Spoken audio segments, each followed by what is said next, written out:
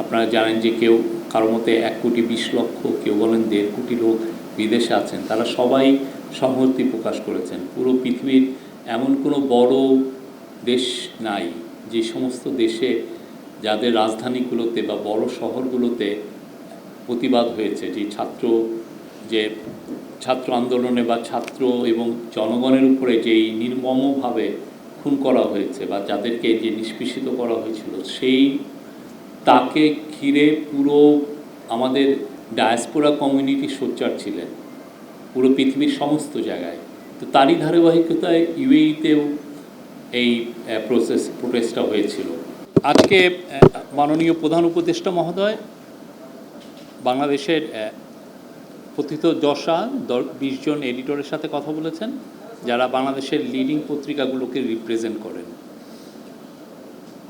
উনি এই এটা 1.5 ঘন্টার একটা মিটিং ছিল এবং 1.5 ঘন্টার মিটিংয়ের এক পর্যায়ে ইউএইতে বাংলাদেশের যিনি অ্যাম্বাসাডার ওনাকে জানান যে 57 জন যে বাংলাদেশি ওইখানে বৈষম্য বিরোধী ছাত্র আন্দোলনের সাথে সংহতি প্রকাশ করে যে প্রোটেস্ট করেছিল, যাদেরকে পরবর্তীতে ইউএইর ফেডারেল কোর্ট কনভিক্ট করে 3 জনের এগেনস্টে সম্ভবত লাইফ টার্ম, একজন বোধহয় 11 বছর এবং বাকি 53 জন বোধহয় 10 বছর, আপনি একটু চেক করে নিন প্লিজ, দিয়েছিল। তাদেরকে পার্ডন করে দিয়েছেন হিজ হাইনেস মোহাম্মদ বিন জায়েদ আল নাহিয়ান। মাননীয় প্রধান উপদেষ্টা ইউএইর প্রেসিডেন্টকে অনুরোধ করেছিলেন তাদেরকে যেন ক্ষমা করে দেওয়া হয়, তাদেরকে যেন এই পুরো যেই কনভিকশন হয়েছে বা যে সেন্টেন্স হয়েছে সেটা যেন কমিউট করে দেওয়া হয়, তো অ্যাকিউট করে দেওয়া হয়। তো উনি ওনার কথাটা রেখেছেন। আজকে আপনারা দেখেছেন যে কত, এবং মাননীয় প্রধান উপদেষ্টা এই সংবাদটা 20 জন এডিটরের সাথেই বলেন।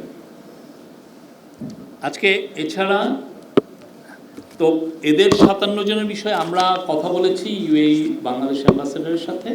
উনি বলেছেন যে তারা ইউএইতে এখন ছুটি চলছে, ওনারা ওদের সংশ্লিষ্ট যারা সংস্থা আছে বা মিনিস্ট্রি আছে তাদের সাথে কথা বলছেন।